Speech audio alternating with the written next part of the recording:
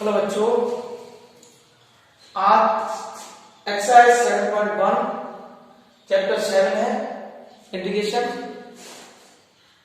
पिछली वीडियो में मैंने फॉर्मूला बताए थे, इस वीडियो में एक्सरसाइज बताते हैं, उसी से बेस्ड क्वेश्चन इसमें करता हूं। पहला जो फॉर्मूला बताया था x पावर n को बताता है d over dx equal to x power n plus 1 upon n plus 1 plus c। ये c क्यों आता है वो देखो, ये c क्यों, इस c का क्या मतलब, तो इसे y इक्वल टू समझो, एग्जाम्पल फॉर एग्जाम्पल लेते हैं और y equal to x power 5 plus 4 लिखते हैं। अब ध्यान से समझो, इसका डिफरेंशिएट करते हैं तो dy over dx equal to d over dx x power 5 plus d over dx ये 5 आगे आएगा, उसमें से एक कम कर दो तो यहां आएगा 4। तो आसान, सबको समझ में आ गया होगा। और ये आएगा 0, तो dy over dx, dy over dx निकल के आया 5x पावर 4, यानी dy इक्वल टू 5 और x की पावर 4 dx। इस तरह से लिखते हैं इसे, पहले इस तरह से लिखो dy ओवर dx, तो इसे dy dx को उधर भेज दिया। अब यहां इंटीग्रेशन का साइन लगाते हैं दोनों साइड में। इसके बाद ये डिफरेंशिएट है, ये इंटीग्रेशन है, ये एंटी होते हैं, इसलिए ये कैंसिल हो जाएगा, सिर्फ आएगा y। और यहां देखते हैं यहां क्या होता है 5 यहां x की पावर, ये फॉर्मूला में बताया था कि x की पावर n क्या करते हैं, एक प्लस कर देते हैं, उसी का डिवाइड कर देते हैं। यहां भी प्लस करोगे 4 प्लस 1 और डिवाइड करोगे 4 प्लस 1, इतना देखो क्या आया, y इक्वल टू x की पावर 5 और अपॉन 5, इससे ये कैंसिल करते हैं तो ये निकल के आया y इक्वल टू x की पावर 5। इससे देखो ये इतना आ गया, यहां ये 4 नहीं आया, ये कोई कांस्टेंट वैल्यू है, वो वैल्यू यहां नहीं आएगी। जब वो वैल्यू नहीं आई, बाकी पूरा सेम आ गया, तो क्या करेंगे, यहां पर c लगा देंगे। ये है कांस्टेंट इंटीग्रेशन। इसके बाद देखो कुछ क्वेश्चन मिलाते हैं इस वजह से।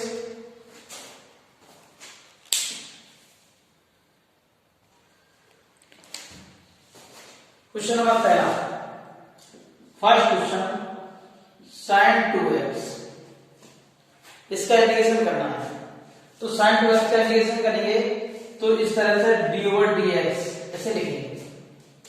और मैंने बता दिया था कि sin x का इंटीग्रेशन d ओवर dx, इसका फॉर्मूला होता है cos x प्लस c। मैंने बता दिया अभी कि c किस तरह से आता है, c क्यों लगाते हैं यहां। तो ये समझो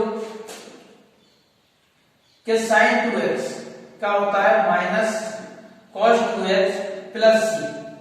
ध्यान दो इधर, और इसका जो 2 होगा उसका करेंगे डिवाइड। अब कहोगे कि ये डिवाइड क्यों किया, तो बताइए y equal to sine x का, sin 2x का डिफरेंशिएट क्या होता है, dy ओवर dx साइन का cos 2x, और इसमें 2 का क्या कर देते, मल्टीपल, इसमें 2 का क्या कर देते, मल्टीपल, और 2 का यहां क्या करेंगे, डिवाइड। क्योंकि इसके लिए एंटी डेरिवेटिव। तो इस तरह से कोई भी कोफिशिएंट आता है x का, उसका करेंगे डिवाइड, उसका करेंगे डिवाइड। तो देखो आगे क्वेश्चन किस तरह से है।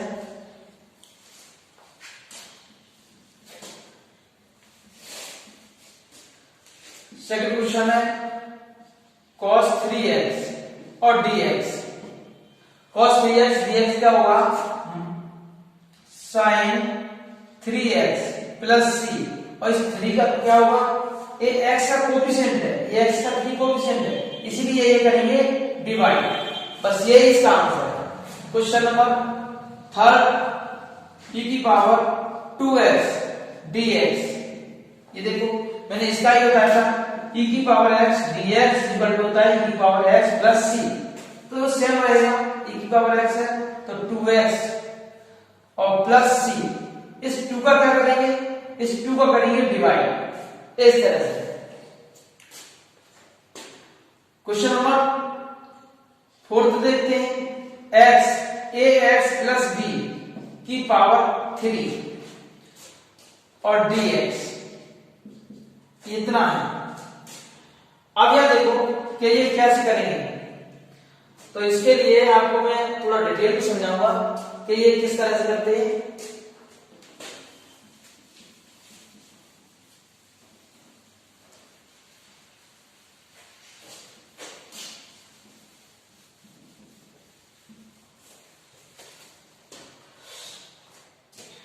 कोई क्वेश्चन लेते हैं अलग से, x प्लस b की पावर n और dt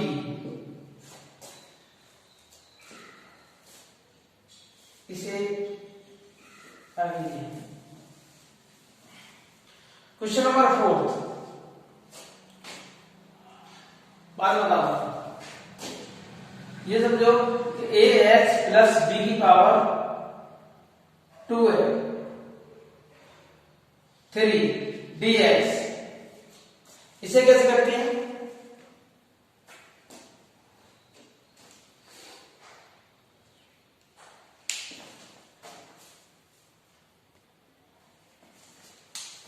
समझो इसे, एक बात तो ये ऐसे कैसे आएगा, a की पावर x प्लस b और इसमें एक पावर प्लस हो जाएगी, उसी का करेंगे डिवाइड 3 प्लस 1 और प्लस बनाएंगे c।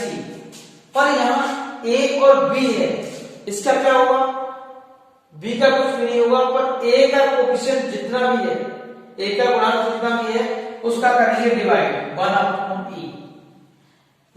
ये आया 4a ax प्लस b की पावर 4 प्लस c, ये इसका आंसर है। इसके बाद देखो क्वेश्चन नंबर 5, sin 2x और ये 4 e की पावर 3x dx, बताओ इस ये क्या है। तो ये 2 टर्म में है, 2 पद दिए हुए हैं, तो इसमें ऐसा करते हैं कि पूरा अलग अलग कर लो। sin 2x dx minus 4 side को बाहर रखो और e की पावर 3x dx, इस तरह से अलग अलग कर लो। अब यहां देखो साइन का भी किया था, साइन का होता है माइनस के cos 2x और इसका क्या करेंगे 2 का डिवाइड करेंगे, यहां लिखते थे प्लस c, पर अब c बार बार नहीं लिखेंगे, पूरे क्वेश्चन में एक ही बार c लिखेंगे, चाहे कितने भी टर्म दिए हो एक बार c लिखेंगे, तो यहां c नहीं लिखेंगे। देखो यहां 4 और ये e की पावर 3x और अपॉन 3, ये x का कोएफिशिएंट क्या है, x का कोएफिशिएंट 3 है, तो इस 3 का करेंगे डिवाइड और इसका c और इसका c ये दोनों ही कांस्टेंट हैं, तो एक ही c लगाएंगे c। कितने भी टर्म दिए हो, 2 दिए हो, 3 दिए हो, 4 दिए हो, एक c लगाते हैं c लास्ट। ये क्वेश्चन नंबर 5 नोट करो इसे।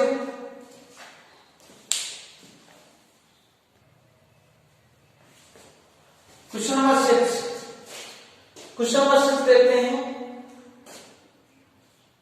कि 4e की पावर 3x प्लस 1 और dx।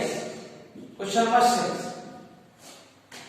किस तरह से करेंगे समझो इसको, 2 टर्म दिए हुए हैं, अलग अलग कर लो इसे, 4 साइड से रखो e 3x और dx और प्लस 1 dx, इस तरह से।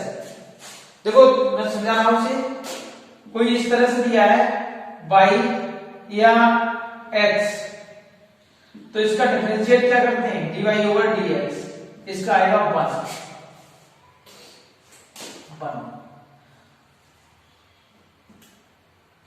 और इसका इंटीग्रेशन करते हैं तो क्या आएगा x, ये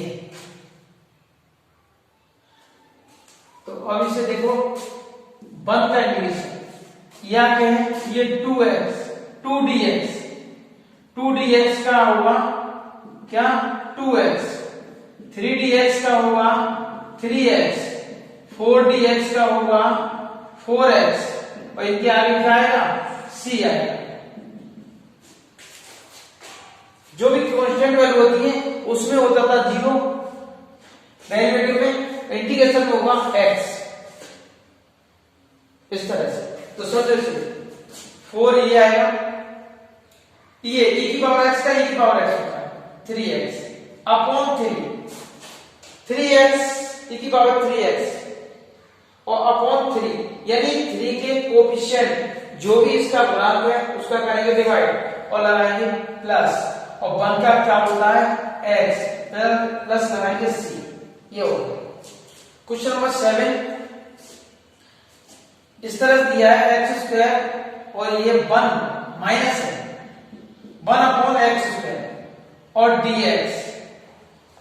अब इसे कैसे करेंगे तो ऐसा करो इसका पहले मल्टीपल कर लो, इसका इसमें मल्टीपल करेंगे तो ये आएगा एक्स स्क्वायर, इसका इसमें मल्टीपल करते हैं तो ये आएगा 1 इस तरह से हो गया और ये dx इसे अलग अलग करते हैं तो एक्स स्क्वायर dx और ये 1 dx इतना। एक्स स्क्वायर x एक पावर प्लस करेंगे उसी का करेंगे डिवाइड, इसमें करेंगे 3 और उसका करेंगे डिवाइड और ये 1 का क्या होता है x और लगाएंगे प्लस c इतना है। क्वेश्चन नंबर 8 देखते हैं 8 किस तरह से होगा। तो क्वेश्चन नंबर 8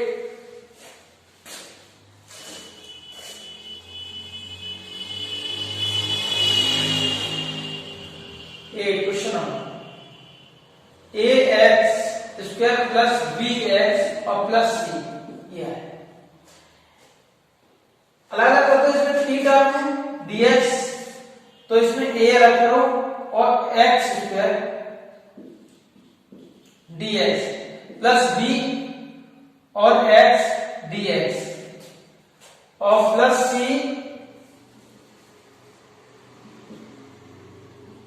और 1 dx।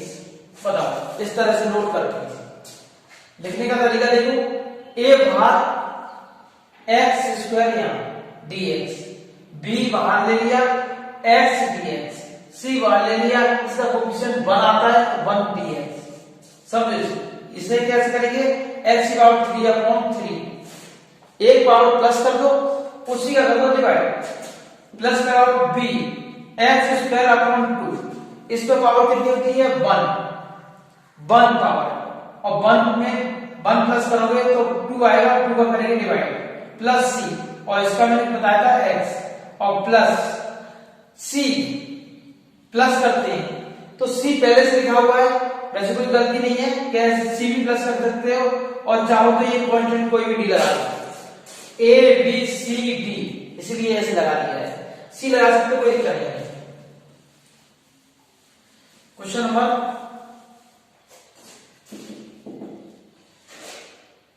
9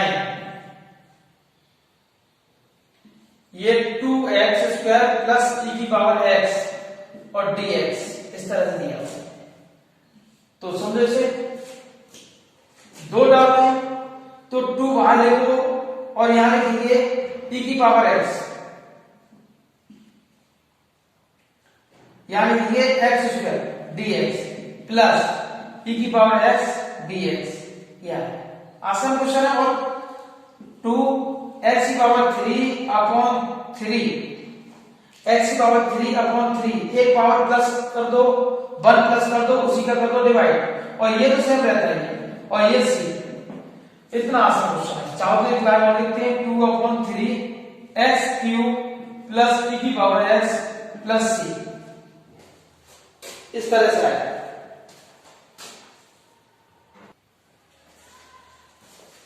क्वेश्चन नंबर 10 ये है root x 1 upon root x और इसका dx। ये बहुत ही आसान क्वेश्चन है। कैसे A plus A minus B का होल स्क्वायर क्या होता है, ए स्क्वायर और plus B square minus 2ab, A square plus B square minus 2ab होता है। तो इसे देखो पहले का जब स्क्वायर करेंगे और रूट उस पे है तो स्क्वायर हट जाएगा, x आएगा, प्लस लगाओ ये 1/x हो जाएगा, रूट हट जाएगा, माइनस लगाओ और माइनस लगाओगे तो 2 और रूट x इंटू 1/√x और dx, इससे ये कैंसिल हो गया, ये क्या है, अलग अलग कर दो, d/dx प्लस 1/x d/dx और ये आएगा 2dx, इतना। x का क्या होता है, x²/2, ये x²/2 और ये मैंने बता दिया है फॉर्मूला है 1/x dx equal to log plus c, ये फॉर्मूला। तो ये आएगा log x, c एक बार लगाएंगे और ये बताया 2x का प्लस c, 2 का क्या होता है 2x कांस्टेंट वैल्यू, ये दैट्स ऑल। क्वेश्चन नंबर 11 देखते हैं, x³ प्लस 5x² माइनस के 4 और ये हो गया x² dx, क्या ये क्वेश्चन नंबर है 11। अब यहां देखो किस तरह से करते हैं, समझो, इसका separate divide x³ upon x² plus 5x² upon x², 4 upon x² और ये dx, डिवाइड करो x आएगा, इसका इसमें डिवाइड करो 5 आएगा, इसका ऐसे लिख सकते हो x² माइनस 2 और dx।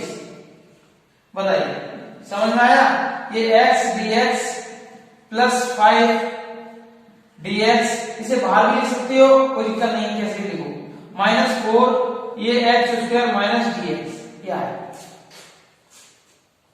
इसका क्या होता है x² अपॉन 2, 5x का 5 का होगा 5x माइनस 4, इसमें एक प्लस करो, 1 प्लस करो, उसी का करो डिवाइड, जैसे 1 प्लस करेंगे तो ये आएगा, उसी का करेंगे डिवाइड तो ये आएगा, बस यही आंसर है। लिख दो 1/2x² प्लस 5x, ये माइनस ये माइनस क्या हो जाएगा, प्लस हो जाएगा और ये होगा 4, x को नीचे ले जाओगे तो 1/x प्लस c हो गया, इतना आया।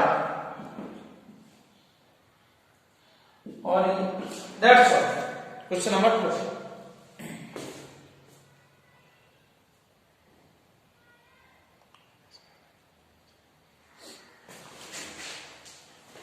ये यहां नहीं आ रहा है तो इसे आगे करते हैं।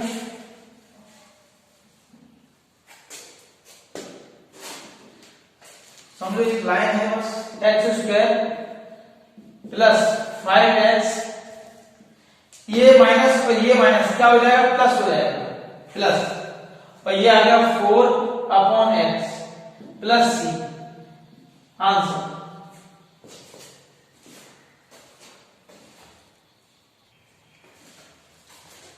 क्वेश्चन नंबर 12, समझो किस तरह से करते हैं, x³ प्लस 3x प्लस 4 और रूट में अपॉन में √x लिखा हुआ है, तो इसका सेपरेट डिवाइड करेंगे, सेपरेट डिवाइड देखो किस तरह से करते हैं, x³ upon x⁻1/2 plus 3x और x⁻1/2 प्लस 4 और x⁻1/2, इस तरह से इसका सेपरेट डिवाइड करेंगे। और अब इसमें देखिए कि डिवाइड में पावर माइनस हो जाती है, मल्टीपल में पावर प्लस हो जाती है, डिवाइड में माइनस हो जाती है, तो ये देखो कि x³ अपॉन x⁻1/2, तो इसका मतलब 3 - 1/2 पावर हो जाएगी, और जब 3 - 1/2 हो जाएगी तो क्या आएगी 7, ये आएगा 6, यानी 6 - 1/2, तो ये आएगा 5/2, ये पावर आएगी। x की पावर 5/2। यहां देखो ये पावर 1 है, ऊपर 1 है नीचे 1/2 है, तो x की पावर 1/2 बचेगा। यहां देखो 4x की पावर ऊपर जाएगा तो माइनस हो जाएगा, कोई भी पावर प्लस माइनस का होती है जब ऊपर जाती है, साइन चेंज हो जाए, अलग अलग कर दो। 5/2 dx plus 3x 1/2 dx plus 4 और x की पावर -1/2 dx। इस तरह से इसका सेपरेट इंटीग्रेशन कर दिया। अब यहां समझो क्या मैं बताया था, कोई भी power xn dx power plus हो जाती है और उसी का होगा डिवाइड, प्लस c लगाएंगे।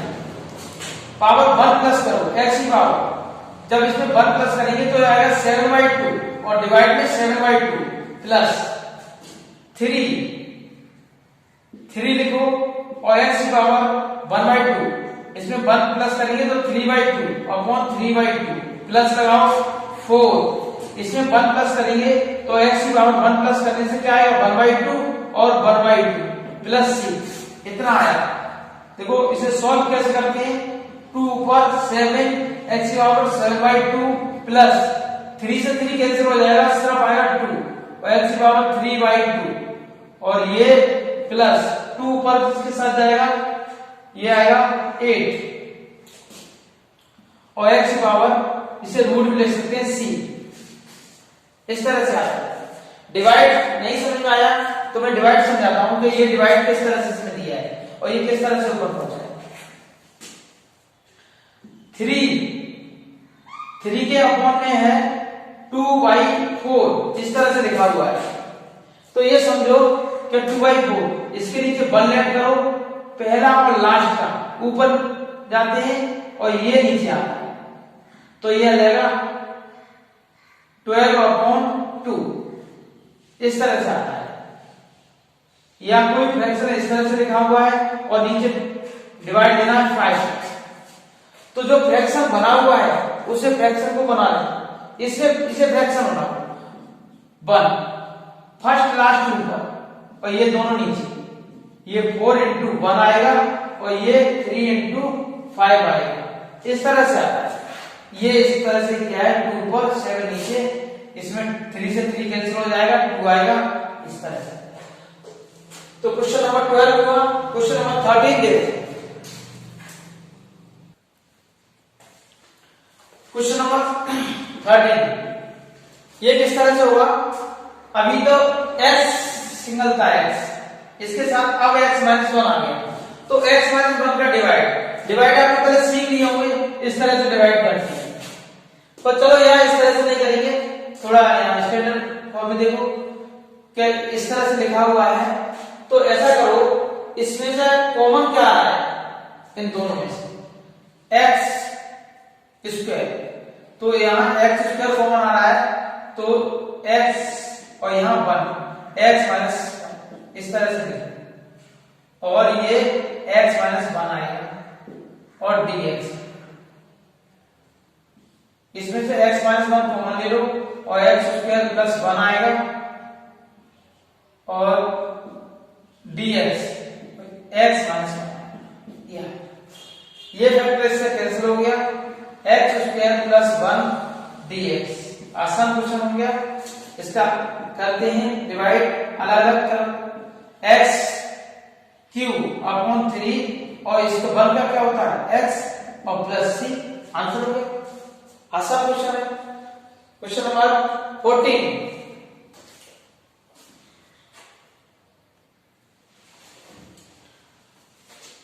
क्वेश्चन नंबर 14 देखो,